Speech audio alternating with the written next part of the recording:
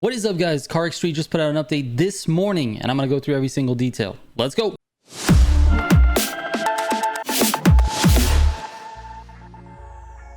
All right, the game released on August 29th, which was just 1 week ago yesterday, and already this team has put out 2 updates. Now, I don't necessarily want to call them an update, because when you think of an update, you think of like new content, that type of thing. There's no new content, but they made lots of adjustments that the community has been asking for this week.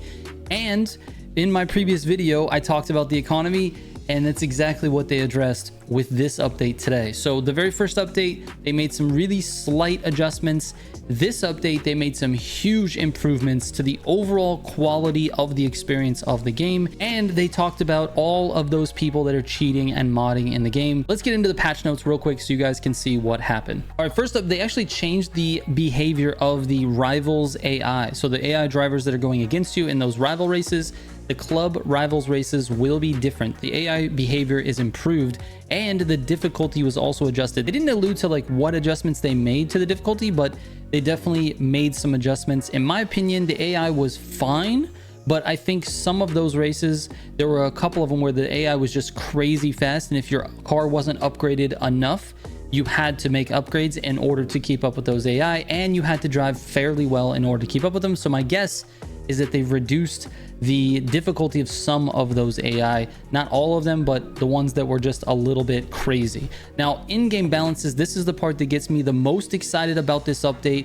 They reduced the cost of visual tuning parts. That's great. They removed the cost completely for reinstalling parts. That should have never been there in the first place, and it's gone. They removed the cost from the dyno stand. So when you're making changes to your parts, when you purchase your part and then you go to tune that part, they remove the cost to tune it, except for the parameters that allow you to upgrade that part further when you do that adjustment. So it basically says that you can make adjustments to your tuning, but if you're going to upgrade it, if you press the button to tune it and you can upgrade it further, those will have to cost you money still. Increased rewards for completing the clubs. That's great. I know a lot of you out there probably have completed your club races, so this is not going to be applicable to you, but for all the future players that, you know, maybe are not convinced that the game is for them, maybe they're just buying it for the first time, this is going to be a great experience for them. Oh my god, 2.5 times more, dude. This club used to be, I believe, 100,000 if you finished this club, and it's now 250,000 credits, and you get 50 S coins instead of, I think it was like 15. I'm not, maybe someone in the comments can correct me, but I'm pretty sure it was like 15, maybe 20. Now it's 50. Amazing difference. Let's see actually how much the race differences are. Yes, dude, 16,000 credits for winning this race or completing this race with 150 XP. That's great. The XP numbers used to be absolute garbage, and the credit numbers were like somewhere around the range of like 7,000 up to like 10,000 if you were like farther on in that club. And for this one, this is race number 10, I believe, and I've got 16,000 credits. That is great. They increased the rewards for completing the elite races, and they reduced the cooldown timers, which is great because that's basically your end game for PvE content. All right, so for the C1 original club race, it's going to be 7,000 for your elite race. There you go, 7,000. And then if we move into the other C1, which is the underground onion, or onion underground, 8,000 for your elite races. We move into the Canto Spirit. Canto Spirit's 9,000. Move into the Falcons. Falcons is, where's it at? I think it's, oh, here, over here. 13,000 for Falcons. We move over to the Western. Let's see, where's this one at? 13,000 for Western. If I move even farther into the Street Hunters, 11,000 for Street Hunters. And what's this one? I think this is the last one I'm in. This is a C5. I'm not complete with that one yet, so can't check that one. Anyways, definitely increased for those elite levels. All right, to figure this out, we need to race this elite race first. Hopefully I can actually win this thing. Oh, the Civic looks so good. Oh yeah, dude, just dusting them. Oh, it's a lot of traffic over here. We're fine, dude. We're fine. More? There we go. Oh, okay. We're good. Oh my god, this is simple, dude. Absolutely destroying the AI. Almost there, baby. In first, a minute and 19, 7,003 street coins and 150 XP. Thank you, thank you. How long do I have to wait for the next one? 15 minutes, baby. Let's go.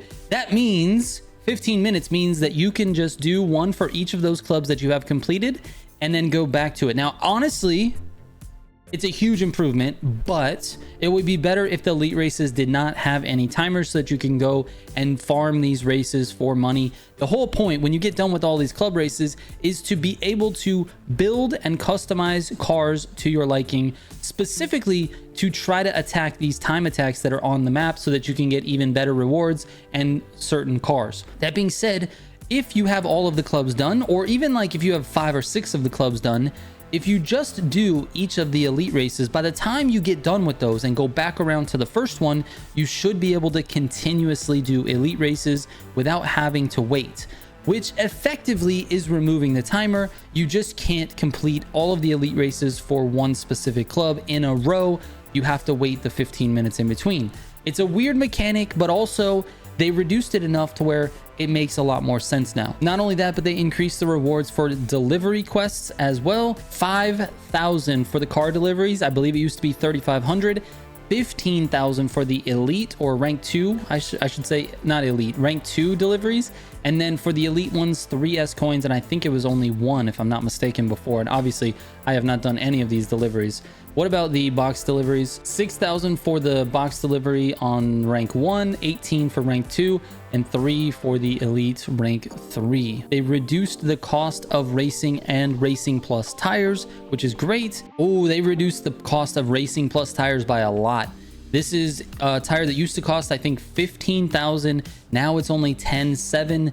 Great. Awesome change. It's about a 30% reduction in cost. I like that. I put racing plus tires on literally every car. It makes all of the cars feel a little bit more stable, and it makes it to where when you brake, the back end doesn't just fly out on you because you have bad tires.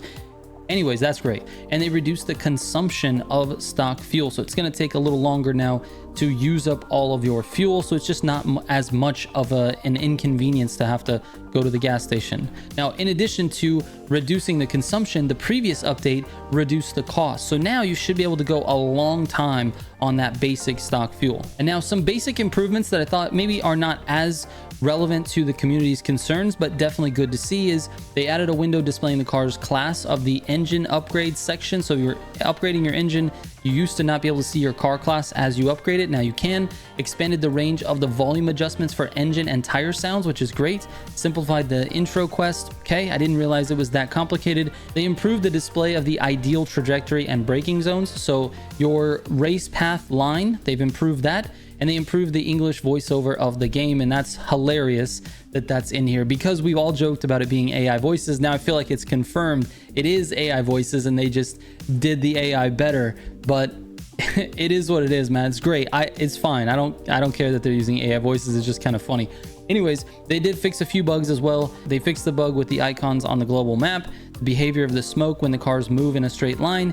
They improved the smoke system, and they added an idle animation for the car pilot, which is, again, I didn't hear anybody asking for that, but it's fine. It's good that it's in there, just a little bit more, realism in there. They fixed the bug with the driver's hand as well. There must have been some sort of animation thing with the hand. But lastly, and maybe the most important note on this entire update, which they didn't address, but they wanted to address the fact that they knew what was going on. Additionally, we would like to point out that we are working on improving security of the game, and we are noticing all cases of cheating and modding in game data. Are you kidding me? They're noticing every single case. That's what they said. All cases of cheating and modding. I haven't modded or cheated, but I know a lot of players have. I wonder what they're going to do to adjust that, or what are they going to do to sort of level the playing field? Are they going to reset people? Are they going to be taking out money from people's accounts? What are they going to do? If I was the game developer, I don't know what I would do, because the game itself created an issue that players decided to try to solve with modding, and then it spilled into cheating after that. I just don't know what you do.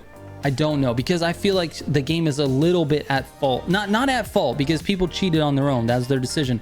But a little bit like they contributed to the overall scenario of people modding the game. So I don't know if they're going to reset people or what, but they know exactly who modded their game, who cheated, who got all their money through mods, whatever, who's using, you know, infinite NOS, all that stuff. They know all of that stuff. They can see that data behind the scenes. So I'm glad that I didn't do it yet, but I am very interested to see what develops from this statement and forward. Anyways, that's the update for today. Carx Street making moves very, very fast, and I really appreciate it. I love when a developer is on top of this stuff and is not afraid to push out updates to their platform. Thank you, Carx dev team. I really appreciate it. And thank you guys for watching. If you have any questions about this, please don't hesitate to ask. Send me a DM on Instagram or Discord. I answer every single message that comes my way. Thank you guys so much. I'll catch you on the next one. Trigger out.